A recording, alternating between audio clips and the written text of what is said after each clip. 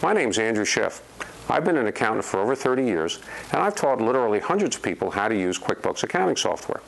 What I'd like to do for the next few minutes is share some ideas and insights with you to help you use QuickBooks as efficiently and as effectively for your business and to get accurate results in your financial statements. What I'd like to talk about for the next few minutes is the concept of the Expenses tab and the Items tab.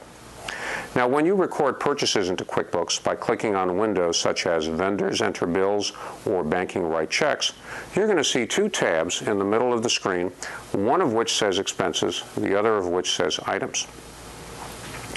Now, most of the time, when you record a purchase into QuickBooks, you'll be clicking on the Expenses tab.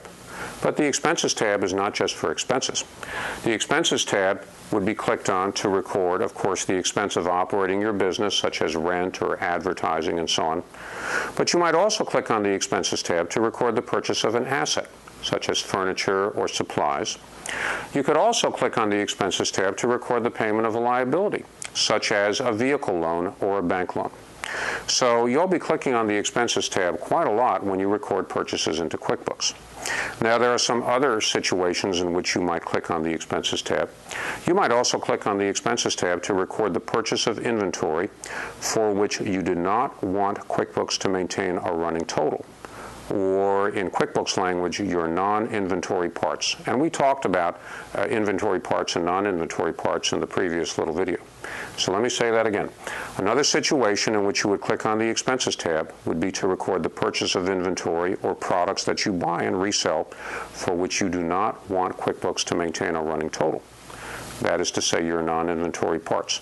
And when you clicked on the Expenses tab, you would record the cost of that purchase either directly into an inventory account or a cost of goods sold account, depending upon most likely what your accountant or bookkeeper advised you to do.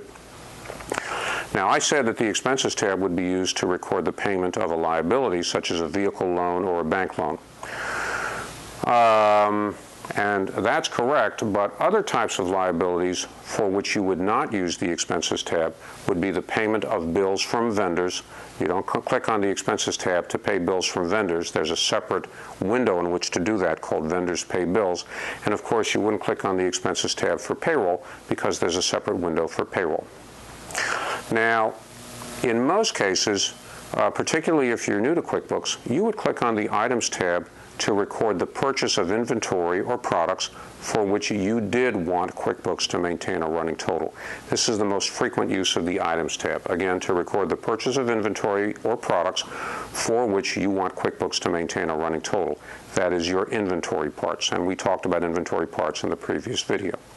So again, as a new user of QuickBooks or somebody who's just getting used to QuickBooks, most of the time you'll click on the Expenses tab for just about everything that you bought, except for the payment of a bill for a vendor, because there's a different window for that, or for payroll.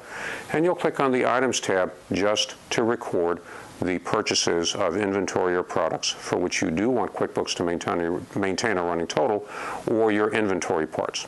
There are more sophisticated ways to use the Items tab, but for beginning users, this is probably the most frequent situation in which you would use it. If you'd like to learn a little bit more about how to use QuickBooks from start to finish by following a tutorial that shows you how to set up and use QuickBooks for a typical business, you might want to take a look at a training DVD that I've created called QuickBooks Companion. The website for it is on the bottom of your screen, and thanks for listening.